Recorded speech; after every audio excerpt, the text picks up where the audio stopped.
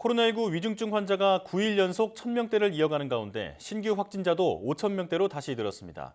오는 금요일에는 새로운 거리두기 조치가 발표될 예정입니다. 자세한 상황 코로나19 브리핑에서 알아보겠습니다. 고려대학교 약학대학 김정기 교수 전화로 연결돼 있습니다. 교수님 나와 계시죠? 네, 안녕하세요. 네, 앞서 정부가 주간 확진자 규모를 토대로 코로나19 확산세가 둔화했다고 평가했는데요. 수요일이 되자 다시 5,000명대 확진자가 나왔습니다. 현재 상황 어떻게 보고 계십니까?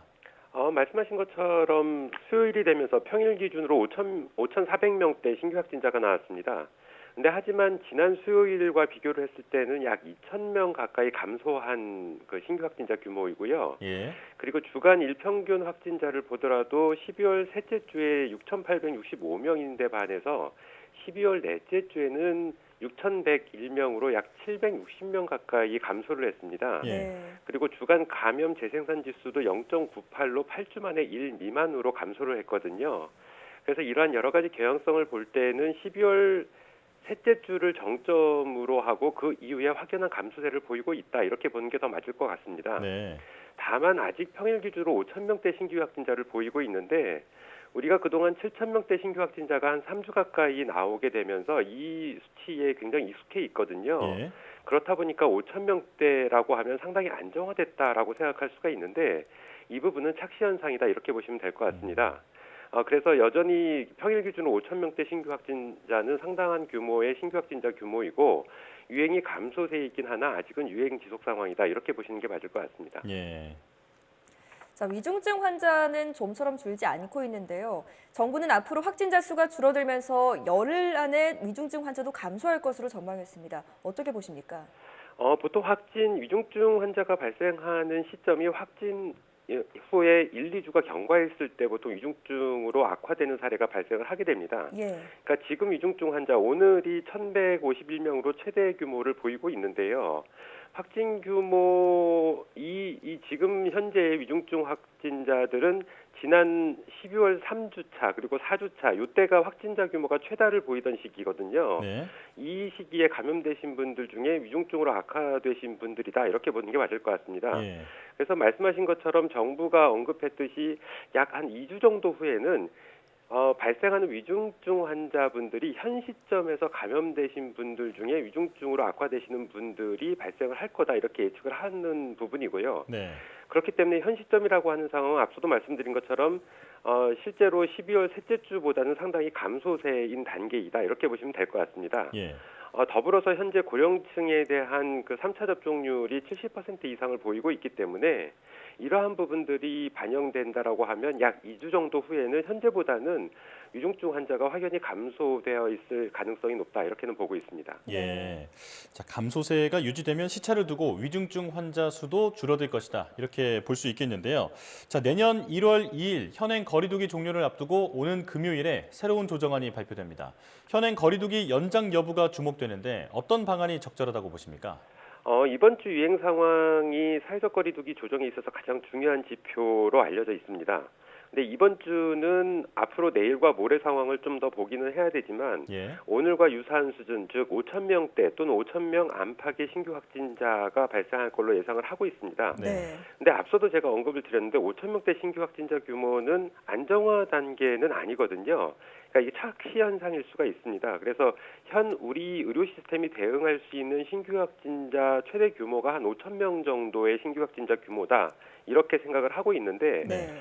그렇기 때문에 더불어서 이 부족한 병상 문제가 그동안 문제가 됐는데 이 부분을 해결하기 위해서 비코로나19 환자 병상을 코로나19 환자 병상으로 전환을 시켰거든요. 예. 따라서 가까스로 부족한 병상 문제를 해결하고 있는 상황이다 이렇게 보시는 게 맞을 것 같습니다. 네. 그렇다 보니 실제로 이 의료 현장에서는 다른 질병 또는 다른 질환 환자 치료에 영향을 미치고 있는 상황이다라는 목소리가 나오고 있는데 따라서 현재의 의료 시스템을 고려해 볼 때는 위중증 환자 규모를 더 낮출 필요가 있다라고 보시는 게 맞을 것 같고요. 예. 신규 확진자 규모를 더 낮춰야지만 위중증 환자 규모도 더불어서 낮춰진다. 그렇기 때문에 적어도 한 차례 연장은 불가피하지 않을까 이런 생각을 가지고 있습니다. 예. 네. 만약에 그렇지 않을 경우에는 유행 상황이 감소세에서 다시 확산세로 돌아설 가능성도 충분히 있다. 이렇게 보시면 될 것 같습니다. 네. 아직 안정화 단계가 아니기 때문에 신규 확진자를 줄일 수 있는 방안이 나와야겠는데요. 또 내년 1월 3일부터는 방역 패스의 유효 기간이 적용됩니다. 6개월이 지난 방역 패스를 제시하면 경고음이 울리게 되는 건데요. 미접종자를 향한 차별이라는 비판도 나옵니다. 어떤 의견이십니까? 물론 말씀하신 것처럼 이렇게 그 방역 패스 기간이 경과한 경우에는 경고음이 발생을 한다든가 아니면 백신 접종, 기본 접종을 받지 않으신 분들이 입장이 불어된다든가라고 하는 부분들은 어떻게 보면 차별이 될 수 있다라는 비판을 피할 수는 없습니다. 네. 그렇긴 하지만 이 방역 패스라고 하는 게 단계적 일상 회복 시행을 위한 중요한 수단 중에 하나이기도 하고요.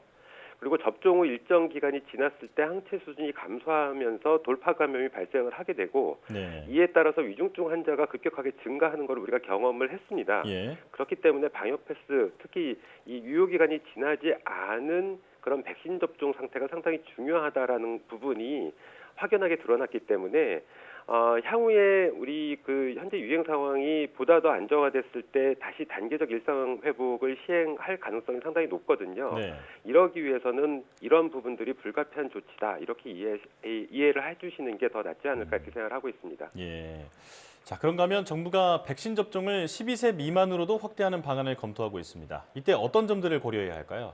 12세 미만의 아이들 같은 경우에는 대표적으로 성장기 아이들이다라고 볼 수가 있는데요. 예. 그렇기 때문에 가장 중요한 부분은 안전성이다 이렇게 보시면 될 것 같습니다. 다만 5세에서 12세의 경우에는 성인 용량의 3분의 1 수준 이렇게 접종이 들어가게 되는데 이 부분은 그나마 안전성 부분에 있어서 긍정적인 부분이다라고는 볼 수가 있습니다. 네.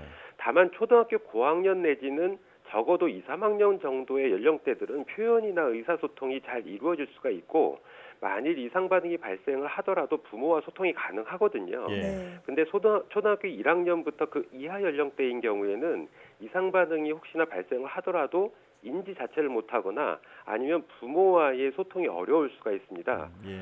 그렇기 때문에 이 부분에 대한 보건당국의 어떤 대응 방법 매뉴얼 마련은 반드시 필요하다 이렇게 생각을 하고 있고요. 특히나 성인들 접종 당시에 문제가 됐던 것처럼 이상 반응 의심 증상으로 병원 방문을 했을 때 해당 증상이 백신과의 인과성을 인정할 수 없다라는 식의 답변이 나오게 되면 네. 이 부분이 부모님들의 굉장한 반감을 살 수가 있거든요. 예. 그렇게 되면 백신 수용성이 크게 떨어질 수가 있기 때문에 이에 대한 철저한 대비책 마련은 반드시 필요하다 이렇게는 보고 있습니다. 네, 어린이 접종에 대한 구체적인 매뉴얼이 필요하다 이렇게 강조해 주셨습니다. 자, 이어서 오미크론 관련 이야기도 해볼 텐데요. 정부는 코로나19 오미크론 변이 감염자와 이들의 밀접 접촉자 격리 기간을 단축하기로 했습니다. 기존 14일에서 10일로 줄이기로 한 건데 방역에 위험이 되진 않을까요? 해당 부분은 방역당국이 오미크론 감염자 72명에서 얻은 검체 171개를 대상으로 조사한 연구 결과에 따른 부분이거든요. 해당 연구 결과에 따르면 오미크론의 전파 가능 기간이 비변이 바이러스나 아니면 델타를 포함한 다른 변이 바이러스들과 큰 차이가 없다라는 연구 결과가 도출이 됐습니다. 네. 그래서 이 연구 결과를 바탕으로 해서 지금 말씀하신 대로 14일에서 10일로 격리 기간을 단축한다라는 방안인데 일단 방역적인 측면에서는 큰 무리는 없을 것 같다라고 개인적으로 생각을 하고 있습니다. 네. 근데 이러한 격리 기간 단축이 추가 전파 측면에 있어서 100% 안전하다라고는 말할 수는 없습니다. 다만 방역적인 측면에서 뿐만 아니라 이 사회활동 등의 경제산업적인 측면도 함께 고려를 한 부분이다라고 이해를 하시면 될 것 같고요. 예. 네. 그렇기 때문에 미국에서는 심지어 앞서 리포트에서 나온 것처럼 5일로 단축하기도 하거든요. 근데 다만 이 부분은 우리나라에 적용하기는 어려운 부분이다 이렇게 보고 있습니다. 예. 그러니까 미국은 왜 이렇게 좀 무리해서 단축을 시키냐라고 하는 부분이 있는데 그만큼 미국은 코로나19 상황, 특히 오미크론 상황이 심각하다 이렇게 보시면 될 것 같습니다. 예. 자, 그런가 하면 오미크론의 치명률에 대한 얘기가 많이 나오고 있는데요. 오미크론 변이 등장이 코로나19가 감기 수준으로 전락하는 신호일 수 있다는 전망이 나오고 있습니다. 교수님 의견은 어떠신가요? 일단 앞서도 제가 과거에 그런 말씀을 드린 적이 있는데 코로나19 바이러스는 이제 RNA 바이러스이기 때문에 돌연변이가 자주 일어나는 바이러스입니다. 예. 이렇게 돌연변이가 자주 일어나게 되면 궁극적으로는 병원성이 상당히 떨어지게 된다라는 부분을 여러 차례 말씀드린 적이 있는데 네. 이게 오미크론이 그 바이러스 단계냐 아니면 중간 과정이냐 이 부분이거든요. 근데 제가 보기에는 중간 과정에 있는 것 같다라고 생각을 하고 있고 이 병원성 부분에 대해서 최근 연구 결과에 따르면 오미크론 변이가 델타 델타 변이보다는 병원성이 40에서 70% 정도 낮다라고 얘기를 하고 있습니다. 네. 근데 이 정도 수치로는 글쎄요 충분하냐라고 하는 부분인데 그렇지 않을 수 있다라고 보고 있습니다. 그러니까 병원성이 한 절반 정도 떨어진다라고 하더라도 오미크론 자체가 전파력이 델타보다 2배에서 최대 6배 정도가 높기 때문에 이 확진자가 크게 증가할 수가 있고요. 그렇게 되면 일정 비율로 위중증 환자가 발생을 한다. 그러니까 다시 회복을 하면서 위중증 환자 절대 수치상으로는 동일하거나 더 많이 발생할 수가 있는 문제가 발생할 수가 있습니다. 그렇기 때문에 아직까지는 낙관하기는 좀 이르다 이렇게는 생각을 하고 있고요. 예.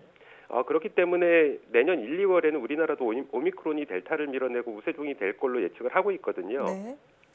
그렇기 때문에 확진자 관리가 상당히 중요하다 이렇게 생각을 하고 있습니다. 그렇기 예. 때문에 현 유행 사항보다 더 안정화가 돼야지만 단계적 일상 회복을 다시 시행했을 때 오미크론 영향이 크게 나타나지 않을 수 있다 이렇게는 보고 있습니다. 예. 네. 자, 아직 판단을 하기에는 성급할 것 같고요. 안정화를 하는데 더 우선해야겠습니다. 지금까지 고려대학교 약학대학 김정기 교수와 함께했습니다. 교수님 잘 들었습니다. 네, 감사합니다.